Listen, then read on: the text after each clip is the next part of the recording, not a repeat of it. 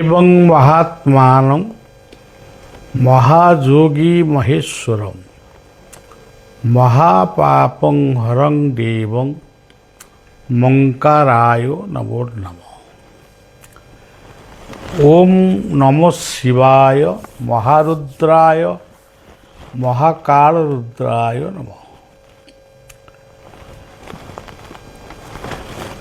वर्तमान शिवंकर जागर ओषा निमित्त वर्तमान सबुआड़े पहले शैवपीठ मान करे विभिन्न प्रकार साज सजा एवं कार्यक्रम आरंभ हो गलानी, किंतु गुरु प्रेमी माने जो माने जीवन रे गुरु ग्रहण करिसंती सेमाने मने रखिबा उचित शिव होचंती निजे गुरु बा गुरु को आमे शिव रूप रे संबोधन करूछु। गुरु ब्रह्मा गुरु विष्णु गुरु देव महेश्वर ये कथा आमे कहूचु पढ़ुचु, किंतु कार्य आमे गुरु पूजा करूँ। गुरु पूजा सहित शिवंकर पूजा करिबा विधेय। गुरु शिष्य प्रत्येक दिन शिव मंदिर को जाती एवं गुरु प्रथमे शिवं को प्रणाम करती, शिष्य तापरे गुरु को प्रणाम करी तापर शिवं को प्रणाम करती। एटा प्रत्येक दिनर कथा थिला गुरु शिष्य भीतर। दिने शिष्यर मन रे आसिला जे गुरु तो शिवं को आग नमस्कार करुछंती, मु गुरु को नमस्कार करी तापर शिवं को नमस्कार करुछि, तेणु मु काहे आग गुरु को नमस्कार करी। तेणु सी प्रथमे से दिन शिवं को नमस्कार करी गुरु को तापरे नमस्कार कला। गोटे छोटिया उपाख्यान हेले भी यह गोटे शिष्य जगत पाई बा अनुगामी मानक पाई गोटे शिक्षा। शिव जहाँ को आमे कहूचु सत्यम शिवम सुंदरम, जहाँ को आमे संबोधन करूचु महाकाल रुद्र, जहाँकर श्रेष्ठ मंत्र होची ओम नमः शिवाय, जहाँकर अन्य एक नाम होची आशुतोष, से बहुत अल्परे खुशी, जहाँकर आउरी एक नाम अच्छी व्यामकेश, जहाँकर नाम त्रिलोचन पंचानन, यही भाव तांकर विभिन्न नाम रही। प्रत्येक नामर मध्य महिमा रही। तांकर प्रिय मंत्र होची ओम, ओंकार बिंदु संयुक्त नित्य ध्यायन्ति योगिनम। तेणु आमे शिवं को अभिषेक करू दधि दुग्ध घृत मधु शर्करा बा कंद ता सहित आखु रस पैड रस ଏଇସବୁ ମାନେ ଭଲ ଭଲ ଦ୍ରବ୍ୟରେ ଆମେ ଶିବଙ୍କୁ ଅଭିଷେକ କରୁ। କାହିଁକି ଅଭିଷେକ କରୁ?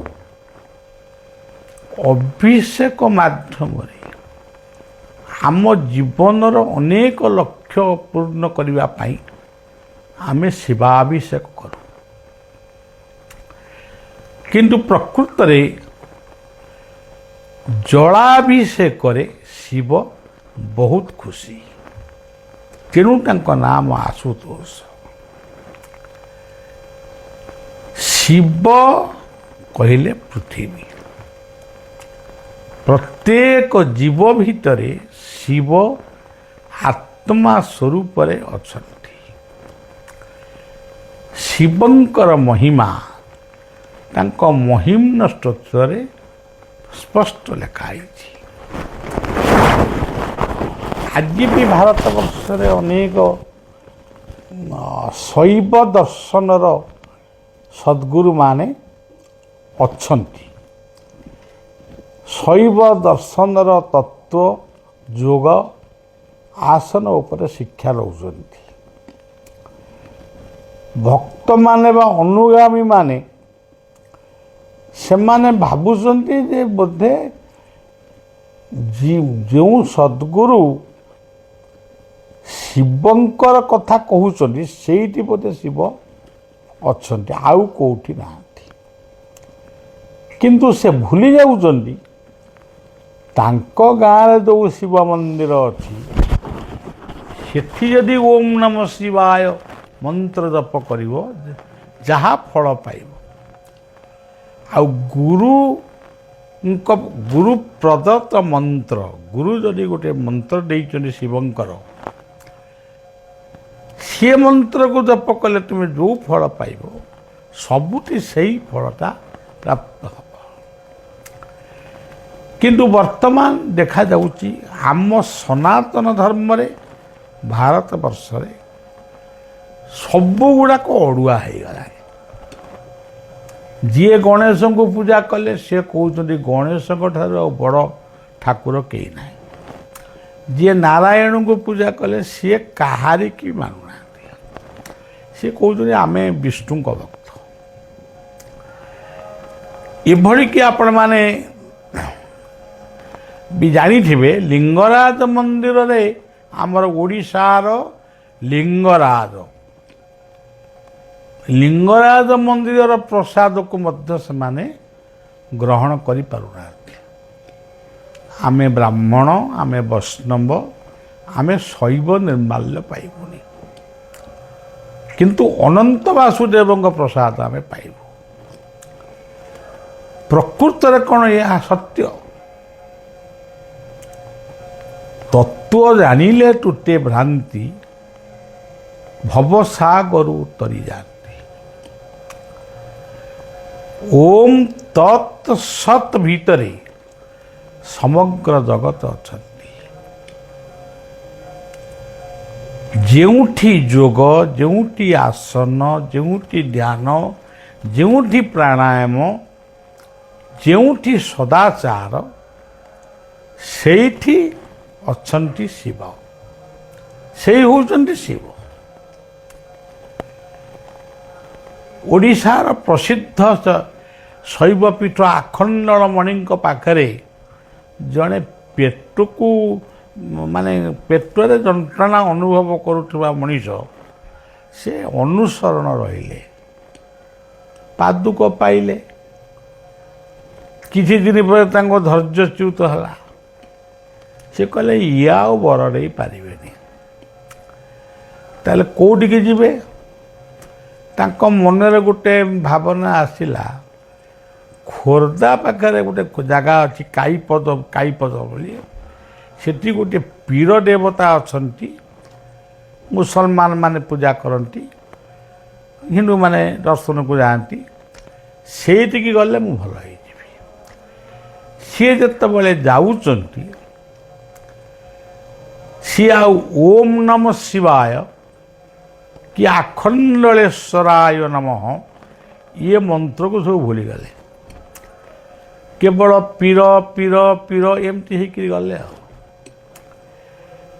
ଏତିକି ବେଳେ ଦେଖାହେଲା ଜଣେ ଇସଲାମ ବା ଜଣେ ମୁସଲମାନ ବେଶରେ ଜଣେ ବ୍ୟକ୍ତି ତାଙ୍କ ପାଖରେ ପହଞ୍ଚିଲେ। ସିଏ କହିଲେ, ତୁମେ କୁଆଡ଼େ ଯାଉଛ ବାବୁ? ନା ମୁଁ ଯାଉଛି ସେ କାଇପଦର ପୀରଙ୍କ ପାଖକୁ। ନା କାହିଁକି? ନା ମୋର ଟିକେ ପେଟର ଯନ୍ତ୍ରଣା ହେଉଛି।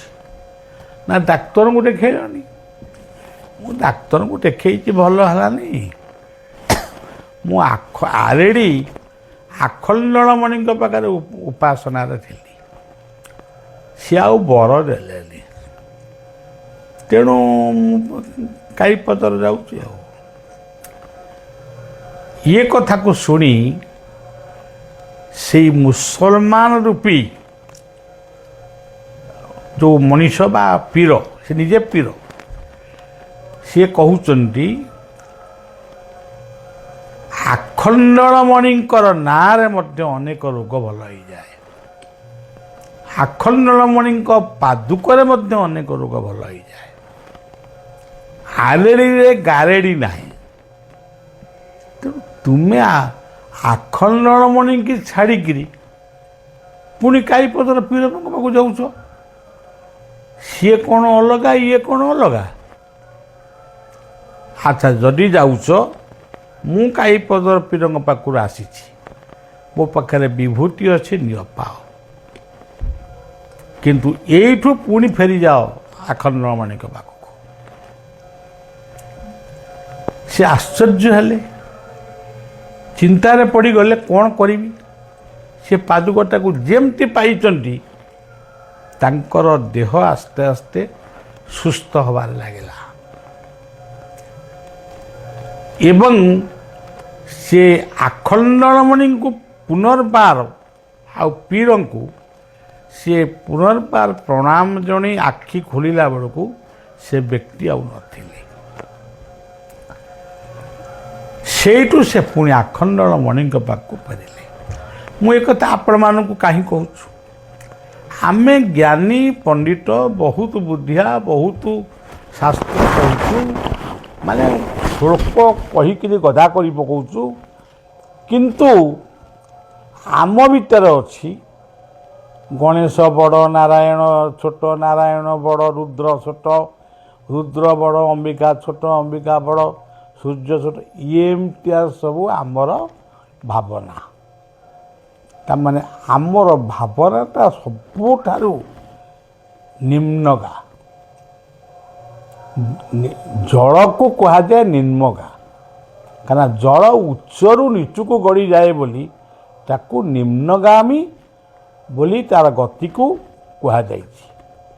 କିନ୍ତୁ ଆମେ ମଣିଷ, ଶିକ୍ଷାବିତ ମଣିଷ, ହୁଏତ କେଉଁ କାରଣରୁ କେଉଁ ସମୟରୁ କେତେ ପ୍ରକାର ଧର୍ମ ସୃଷ୍ଟି ହେଇଛି, କେତେ ପ୍ରକାର ମତ ସୃଷ୍ଟି ହେଇଛି, କିନ୍ତୁ ଏଠି ପ୍ରମାଣ କରିଦେଲେ ଯେ ଈଶ୍ୱର ଏକ।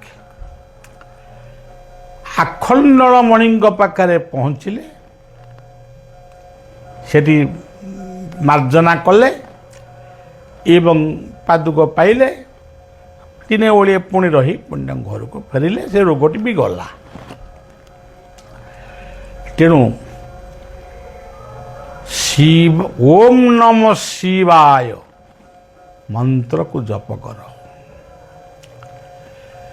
ଆଉ ଯଦି ଖାଲି ଆମେ ଜପ କରି କହିବା ଧନ ଦେ, ଜନ ଦେ, ଆଉ କିଛି ଲୋକ ଅଛନ୍ତି ସେ ଧନ ଜନ ମାଗୁନାହାନ୍ତି, ସେ ମାଗୁଛନ୍ତି ମୁକ୍ତି, ମୋକ୍ଷ, ନିର୍ବାଣ ଆଉ ଶାନ୍ତି, ଏମିତି ସବୁ ମାଗୁଛନ୍ତି।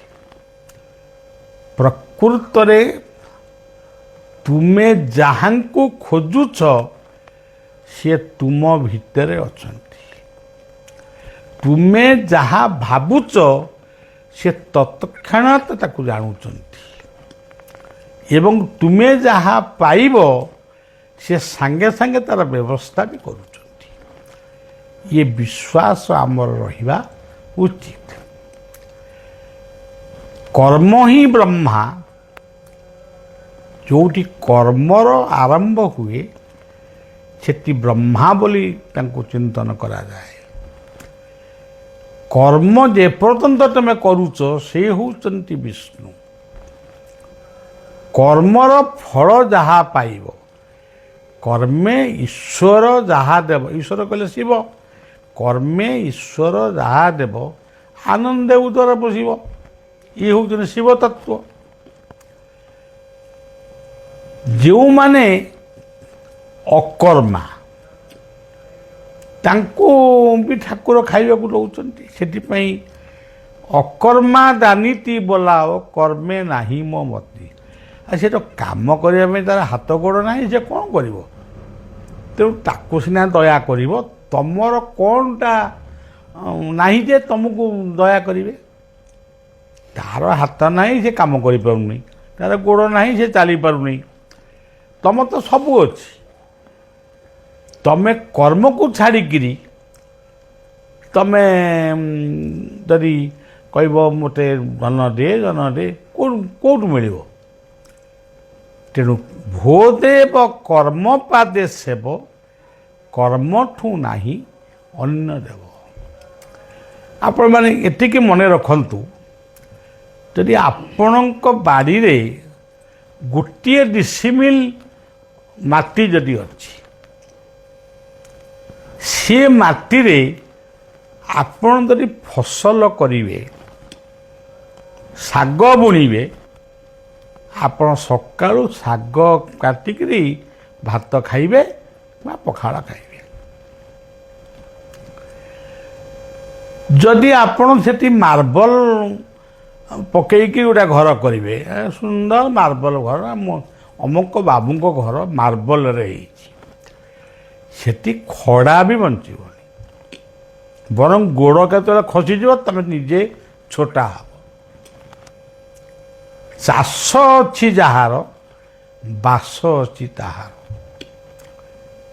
ଆଜି ଚାଷୀମାନଙ୍କ ପାଇଁ ଭାରତ ଆଜି ସବୁଆଡ଼େ ଗୋଟେ ବିପ୍ଳବର ଧାରା ଛୁଟିଛି। ଖାଲି ଚାଷୀ। କିନ୍ତୁ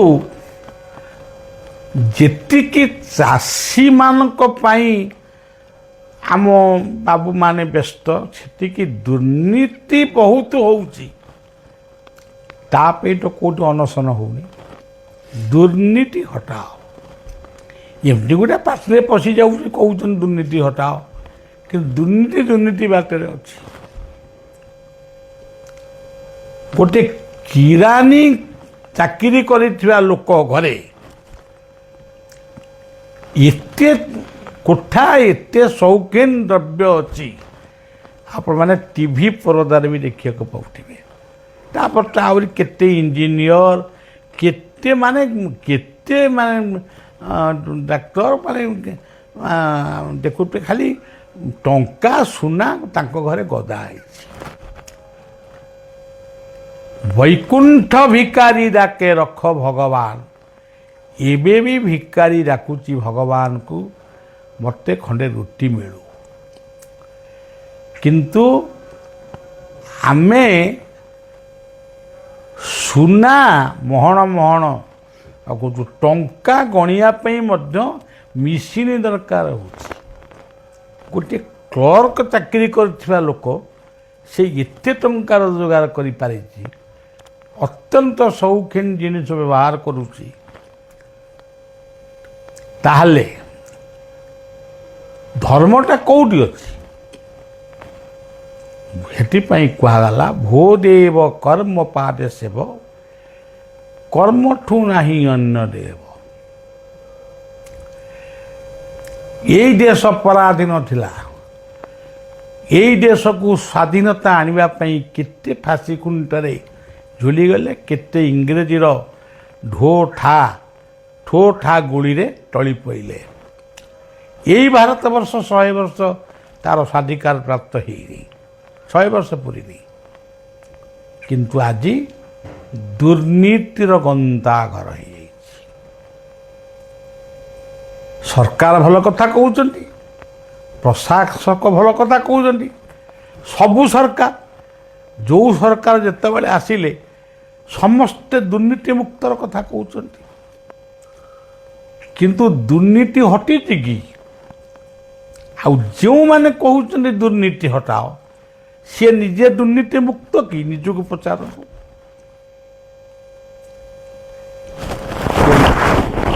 ସବୁବେଳେ ସେ ନିଶା ମାଦକ ଛାଡ଼ି ଦିଅ କହିଲେ ବହୁତ କାନକୁ ଭଲ ଶୁଖିଲା। ସେ କମ୍ପାନୀଟା ଖୋଲା ହେଇକି ଅଛି, କମ୍ପାନୀ କି ବନ୍ଦ କରୁନା। ତେଣୁ ସଜ୍ଜନ, ସବୁଠାରୁ ବଡ଼ କଥା ହେଉଛି କର୍ମ କର। ମାନବ ଜୀବନ ନୁହଁ କେବଳ ବର୍ଷ ମାସ ଦିନ ଦଣ୍ଡ, କର୍ମେ ଯିଏ ନରେ କର୍ମ ତାର ଜୀବନର ମାନଦଣ୍ଡ। ଆକୁ ଯେଉଁମାନେ କହିଯାଇଛନ୍ତି ସେମାନେ ହେଉଛନ୍ତି ପ୍ରକୃତରେ ମାନବବାଦୀ। ଆଜି ଆପଣ ଦେଖିବେ ପ୍ରତ୍ୟେକ ଦିନ 200 ଲୋକ କି 150 ଲୋକ ଆସୁଛନ୍ତି। କ'ଣ ନା ପ୍ରୋଗ୍ରାମ। ଯେ ପ୍ରୋଗ୍ରାମ କ'ଣ କରିବ? କିଏ କହୁଛି ଶନି ମନ୍ଦିର ପ୍ରତିଷ୍ଠା ହେବ, କିଏ କହୁଛି ହନୁମାନ ମନ୍ଦିର ପ୍ରତିଷ୍ଠା ହେବ, କିଏ କହୁଛି ଆଉ କେଉଁ ଶିବ ମନ୍ଦିର ପ୍ରତିଷ୍ଠା ହେବ, କିଏ କହୁଛି ଜଗନ୍ନାଥ ମନ୍ଦିର ପ୍ରତିଷ୍ଠା ହେବ। କେହି କହୁନି ମୁଁ ଗୋଟାଏ ଉଦ୍ୟାନ ସୃଷ୍ଟି କରିବି, ଆପଣ ଚାଲନ୍ତୁ ଗୋଟେ ଫିତା କାଟିବେ ବା ଗୋଟେ ଦୀପ ଲଗାଇବେ, ମୋ ମନଟା ଖୁସି ହେଇଯାଆନ୍ତା। କେହି କହୁନେଇ ମୁଁ ଗୋଟେ 2 ଏକର ଜାଗାରେ ଗୋଟେ କୃଷି ମାନେ ଏଗ୍ରିକଲଚର ଉପରେ ରିସର୍ଚ୍ଚ କରିବି, ଆପଣ ଟିକେ ଚାଲନ୍ତୁ। ସେ କଥା କେହି କହୁନାହାନ୍ତି। ଖାଲି କହୁଛନ୍ତି ଆମର ଭାଗବତ ବଢ଼ିବ, ଆସନ୍ତୁ। ଏଟା ଭାଗବତ ବଢ଼ିବ, ମୁଁ ଯାଇ କ'ଣ କରିବି? ତେଣୁ এই ଭାଗବତରେ ଗୀତାରେ ଆପଣ ଗୀତା ଯଦି 18 ଅଧ୍ୟାୟ ପଢ଼ିବେ, ତା ଦେହରେ ଦେଖିବେ କେବଳ କର୍ମର ପ୍ରଶଂସା କରାଯାଇଛି। ରାମ ଆଜି ମର୍ଯ୍ୟାଦା ପୁରୁଷୋତ୍ତମ ହେଲେ କର୍ମ ପାଇଁ, କୃଷ୍ଣ ଲୀଳା ପୁରୁଷୋତ୍ତମ ହେଲେ କର୍ମ ପାଇଁ। ଗୁରୁ ନାନକ, ଗୁରୁ ଗୋବିନ୍ଦ ସିଂଙ୍କ ଠାରୁ ଆରମ୍ଭ କରି ଯେଉଁ ଯେଉଁ ମହାପୁରୁଷମାନେ ଏ ପୃଥିବୀକି ଆସିଛନ୍ତି, ସେମାନେ କର୍ମ କରି ଦୁନିଆରେ ବଡ଼ ହେଇଛନ୍ତି। ଆମ ଜଗନ୍ନାଥ ଦର୍ଶନର ବଡ଼ ଭାଇ ହେଉଛନ୍ତି କର୍ମର ପ୍ରତୀକ। ତାଙ୍କ କାନ୍ଧରେ ହଳ, ହାତରେ ମୂଷଳ। ଲଙ୍ଗଳ ଆଉ ମୂଷଳ କାହାର ପ୍ରତୀକ? ତେଣୁ ତାଙ୍କୁ କୁହାଗଲା ବଡ଼ ଭାଇ। ଯେତେବେଳେ ଇନ୍ଦ୍ରପ୍ରସ୍ଥ ଆମର ମହାଭାରତର ବର୍ଣ୍ଣନାରେ ଯେତେବେଳେ ପାଣ୍ଡବ କୌରବଙ୍କ ଭିତରେ ବଣ୍ଟା ହେଲା, ପାଣ୍ଡବମାନଙ୍କୁ ଦିଆଗଲା শুধু ମରୁଭୂମି ଭଳିଆ ଜାଗାଟା। କୃଷ୍ଣ ଥିଲେ ମାର୍ଗଦର୍ଶକ, କର୍ମର ପ୍ରତୀକ କୃଷ୍ଣ। ସିଏ ପାଣ୍ଡବମାନଙ୍କୁ ଆଦେଶ କଲେ, ଭୀମକୁ ଆଦେଶ କଲେ, ଏତିକି ଘଣ୍ଟା ଭିତରେ କି ଦିନ ଭିତରେ ଇଏ ଯେଉଁ ଜଙ୍ଗଲିଆ ସବୁ ହେଇଛି ଅଳିଆ ମଳିଆ ତାକୁ ସଫା କରିବ। ଆଉ କାହାକୁ କହିଲେ ହଳ ବୁଲେଇବ, ଆଉ କାହାକୁ କହିଲେ ଗହମ ବୁଣିବ। ବାସ୍ ହେଇଗଲା ସୁନ୍ଦର। ଆଉ ସେ ପୁଣି ରାଜୁତି ଆରମ୍ଭ କଲେ। ଆଉ ତାକୁ ବି ଦୁର୍ଯ୍ୟୋଧନ ସହିପାରିଲାନି। ତେବେ କର୍ମ କ କହିଲେ ମସ୍ତକ, ମସ୍ତକରେ ଯେଉଁ ବୁଦ୍ଧି ବିବେକ ଜ୍ଞାନ ଅଛି ତାକୁ ନେଇ କାମ କର। କ କହିଲେ ଜଳ, ତେଣୁ ଜଳ କାଳେ ବର୍ଷନ୍ତୁ ପର୍ଜନ୍ୟ ପୃଥିବୀ ଶସ୍ୟଶାଳୀ। ଉତ୍ତମ ଜଳ, ବିଶୁଦ୍ଧ ଜଳ ପାଇବା ପାଇଁ ଆଗେ ଆପଣମାନଙ୍କୁ ସଚେତନ ହେବାକୁ ପଡ଼ିବ। ଖାଲି ସରକାରଙ୍କୁ କହିଲେ ହେବନି, ପ୍ରଶାସନକୁ କହିଲେ ହେବନି, ଆମେ ନିଜେ ସତର୍କ ହେବା। ଆମ ଗାଁରେ ଯଦି ଗୋଟେ ପୁଷ୍କରିଣୀ ଅଛି ତାକୁ ସଫା ରଖିବା। ସେଥିପାଇଁ ଆମେ ତତ୍ପର କି କେତେ ଜଣ ଗାଁ ପୋଖରୀ ସଫା କରୁଛନ୍ତି, ପୁଷ୍କରଣୀ ସଫା କରୁଛନ୍ତି, ପଦ୍ମ ଫୁଲ ସୃଷ୍ଟି କରୁଛନ୍ତି, କୁମୁଦ କଇଁ ଫୁଲ ସୃଷ୍ଟି କରୁଛନ୍ତି। ତେଣୁ ଏଇ ଯେଉଁ ଏ କହିଲେ ବୁଦ୍ଧି, ବିବେକ, ଜ୍ଞାନ, ପାଣି, ପବନ, ଏଇ ଭିତରେ ସବୁ ଅଛି। ଆଉ ଏ ଭିତରେ ହିଁ କଥା, ସେ ଗୀତାର କଥା ହଉ, ଭାଗବତର କଥା ହଉ। କିନ୍ତୁ ଆଜି କଥା ଗୁଡ଼ାକ ବହୁତ ବଢ଼ିଯାଉଛି, କାମ ଛୋଟେଇ ଯାଉଛି। ଏଥିପାଇଁ ଆମେ ଆଜି ଭାରତ ବନ୍ଦ କଲେ, କାଲି ଓଡ଼ିଶା ବନ୍ଦ କରିବା, ତାପରେ ବେଙ୍ଗଲ ବନ୍ଦ ହେବ, ତାପରେ ଏମିତି ଗୁଡ଼ା ସମୟ ଆସିବ ବିଶ୍ୱ ବି ବନ୍ଦ ହୋଇଯାଇପାରେ। ଆଉ ତମେ କ'ଣ ବିଶ୍ୱ ବନ୍ଦ କର? କରୋନା ଭଳିଆ ମହାମାରୀ ଯେତେବେଳେ ଆସିବ ବିଶ୍ୱ ଥପ। ଆଉ ତମେ ସଂଗ୍ରାମ କରି ଅନଶନ କରି 12 ଘଣ୍ଟା ବନ୍ଦ କରୁଛ, କିନ୍ତୁ କରୋନା ଆସିକି 3 ବର୍ଷ ଆମକୁ ବନ୍ଦ କରିଦେଇଗଲା। ସେ ଶିଖେଇ ଦେଇଗଲା, ସେଇ ଅକ୍ଷରରେ ସେ ଆସିଲା, କର୍ମ କର। ବ୍ୟାୟାମ ଗୋଟେ ସୁନ୍ଦର କଥା କହନ୍ତି, ଚାଷ କର ଧାନ କାଟ, ଚାଲ ଭାଇ ଭଲ ବାଟ। ଏଇ କଥା ଭିତରେ ଚାଷ କର ଧାନ କାଟ, ଚାଲ ଭାଇ ଭଲ ବାଟ, ଏଇ କଥା ଭିତରେ ଆମର ଜାଗର ଓଷା ଅଛି, ଆର ଭିତରେ ସବୁ ଅଛି। ଆଉ ସେଇ କଥାକୁ ବଳିଆ ସବୁବେଳେ ଭାବେ। ଆଉ ତେଣୁ ଆପଣମାନେ କର୍ମବୀର ହୁଅନ୍ତୁ, ଶିବ ଖୁସି ହେବେ। କର୍ମ ପାଇଁ ଉଜାଗର ଉପାସନା କରନ୍ତୁ। ଆଉ ରାତି ଅନିଦ୍ରା ହେଇକି ସକାଳୁ ଘୁମେଇବେ, ତାମାନେ ଲାଭଟା କ'ଣ ହେଲା? ରାତି ଯାକ ତ ଅନିଦ୍ରା ହେଲେ, 12 ଘଣ୍ଟା ଅନିଦ୍ରା ହେଲେ, 12 ଘଣ୍ଟା ଶୋଇଲେ। ତେଣୁ ମାନେ ଦୁଇଟା ଯାକ କଥା ପୁରା କଟିଗଲା। ତେଣୁ ଉଜାଗର ହୁଅନ୍ତୁ, ସଂଯମତା ପାଇଁ, ଶୃଙ୍ଖଳା ରକ୍ଷା ପାଇଁ, ଭଲ ମଣିଷ ହେବା ପାଇଁ, ଭଲ ପରିବାର ଗଠନ କରିବା ପାଇଁ। ତାହେଲେ ଜୀବନ ଶାନ୍ତି ପାଇବ, ଆନନ୍ଦ ପାଇବ, ସବୁ କିଛି ପାଇବ। ତେଣୁ ଆମେ ଗୋଟେ ଖାଲି ରାଜନୀତି ଭଳିଆ ଗୋଟେ ଶବ୍ଦକୁ ବ୍ୟବହାର କରି ଏଇଟା ରାଜନୀତି, ଏଇଟା କଲେ ଆମ ମାନେ ଭୋଟ ପାଇବୁ, ସେଇଟା କଲେ ଆମେ ଭୋଟ ପାଇବୁ। କେହି ମଣିଷ ଆଉ ନିର୍ବୁଦ୍ଧିଆ ନାହିଁ ଯେ ତୁମେ ଯାହା କହିବ ଭୋଟଟା ମିଳିବ। ଭୋଟରେ ଦେଶ ଗଠନ ହେବନି, ଦେଶ ଗଠନ ହେବ ସଚେତନତାରେ। ତେଣୁ ଗଣତନ୍ତ୍ରକୁ ସମ୍ମାନ ଦେବାକୁ ପଡ଼ିବ। ତେଣୁ ଆଜିର କଥା ସେଇ ଶିବଙ୍କର ଦେବ ମହାଦେବଙ୍କ ପାଦ ତଳେ ଆପଣମାନଙ୍କୁ ମୁଁ ନିଜେ, ମୋ ଦେଶକୁ, ମୋ ରାଜ୍ୟକୁ, ମୋ ପୃଥିବୀକୁ ମୁଁ ସମର୍ପଣ କରି ସମସ୍ତ ସଦ୍ଗୁରୁମାନଙ୍କୁ ପ୍ରଣାମ ଜଣାଇ ସମସ୍ତଙ୍କର ଶାନ୍ତି କାମନା କରି ରହୁଛି। ଓମ୍ ଶାନ୍ତି ଶାନ୍ତି ଶାନ୍ତି।